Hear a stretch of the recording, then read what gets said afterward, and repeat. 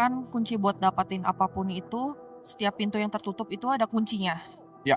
Kita harus cari kuncinya. Jadi setelah itu gue cukup mempertanyakan apa itu kuncinya. Jadi jawabannya itu adalah ucapan dari mentor gua. Semua pintu yang tertutup itu selalu ada kuncinya. Kurangin arogan, belajar yang banyak. Contohnya, orang yang arogan itu apa? Apa waktu itu orang bilang, Timothy kaya dari jadi sales. Ya mungkin pas dulu kali ya. Ya kan? Timothy kaya dari jadi sales. Tradingnya apa lah gitu. Satu, gue bukan trader. Satu, gue gak trading. Dua, semua orang bisa buktiin lah, dia juga bisa buktiin di sini capital gain gue tuh sebesar apa dibanding apa yang gue dapat dari seumur hidup gue menjual sesuatu ya, dari restoran, dari klub malam. Capital gain gue lebih besar kayaknya per tahun even dibanding net profitnya Holy Wings Group. Lebih besar. Jadi kalau itu lu anggap itu sebagai sales juga ya boleh lah ya. Tapi intinya kalau kuncinya untuk sukses itu simple, arogansinya kurangin. Karena orang itu gue nggak percaya banyak yang sebodoh itu sebenarnya bro. Orang tuh nggak sebodoh itu, cuma mereka overly arogan.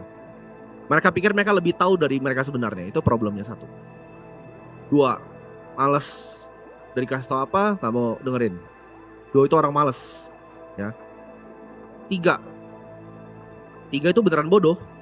Udah dikasih tahu nggak mau dengar, nggak kasih tahu nggak mau dengar, nggak mau dengar. Itu kuncinya.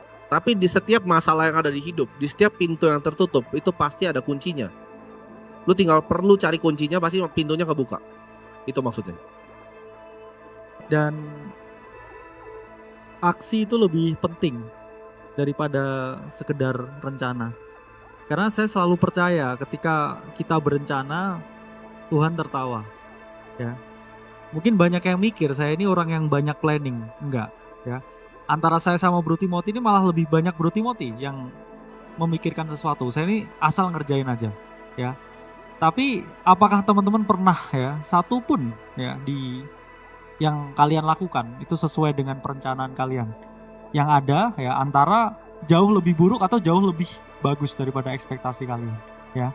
Jadi pentingnya untuk perbanyak aksi, ya, daripada hanya cerita-cerita atau hanya berencana. Tapi ketika saya dulu struggling, ya, saya tuh nggak pernah planning apapun. Ya, saya hanya lakukan yang terbaik hari ini, yang terbaik hari ini, yang terbaik. Bahkan besok pun nggak pernah kepikiran besok itu seperti apa.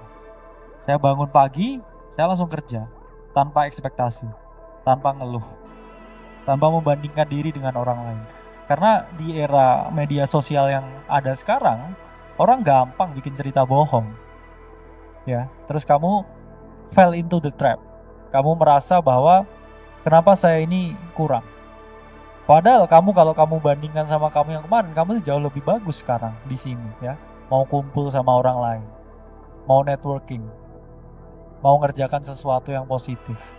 Mungkin lebih bagus daripada kamu yang kemarin-kemarin. Jadi jangan membandingkan diri ya dengan orang lain. Kita pun juga kalau membandingkan diri ya dengan orang lain, yang kita pun juga merasa sangat kurang.